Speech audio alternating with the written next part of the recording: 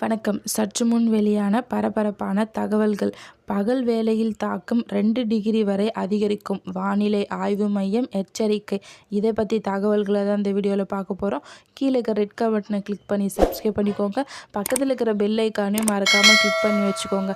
அப்போ தான் நான் ரெகுலராக வீடியோ போடுறது உங்களுக்கு நோட்டிஃபிகேஷனாக வந்து சேரும். வாங்க வீடியோக்குள்ளே போகலாம். மறக்காமல் லைக் பண்ணிக்கோங்க.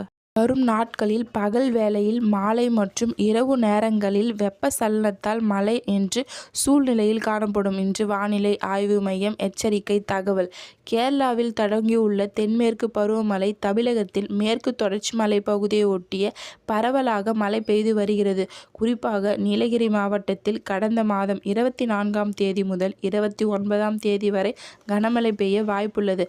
இதையடுத்து கடந்த சில நாட்களாக கன்னியாகுமரி, நெல்லை, தென்காசி, நீலகிரி, தேனி, திண்டுக்கல், கோயம்புத்தூர் போன்ற பல்வேறு மாவட்டங்களில் கடந்த ஒரு வாரமாக கனமழை பெய்து வருகிறது. சென்னையை பொறுத்தவரை ஒரு சில இடங்களில் ஓரளவு மேகமூட்டத்துடன் காணப்படும். சென்னையில் கடந்த சில நாட்களாக மாலை நேரங்களில் விட்டு மழை பெய்து வருகிறது. ஒரு புறம் மழை பெய்வதால் மறுபுறம் வெப்பம் வாட்டி வந்தது. இதன் மேற்கு பருவமழை காரணமாக தென்மேற்கு பருவமழை தொடங்கியதும் தற்போது பருவமழை குஜராத் உள்ளிட்ட சில பகுதிகளில் தீவிரமடைந்துள்ளது. தமிழ்நாட்டில் மேற்கு தொடர்ச்சி மலையொட்டிய பகுதிகள் மழைக்கான வாய்ப்பு இருப்பதால் கடந்த சில நாட்களாக வெயிலின் தாக்கமும் அதிகரித்து கொண்டுதான் இருக்கிறது. இதன் தொடர்ச்சியாக தமிழ்நாட்டில் இனிவரும் நாட்களில் பகலில் வெயிலின் தாக்கம் அதிகரிக்கும். வானம் ஓரளவு மேகமூட்டத்துடன் காணப்படும்.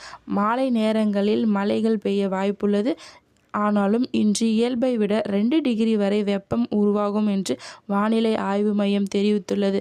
இதன் தொடர்ச்சியாக வரும் நாட்களில் பகலில் வெயில், மாலை அல்லது இரவு நேரங்களில் வெப்பச்சலனத்தால் மழை என்று சூழ்நிலை காணப்படும் என்று வானிலை ஆய்வு மையம் எச்சரிக்கை தகவல் விடுத்துள்ளது. நன்றி, வணக்கம்.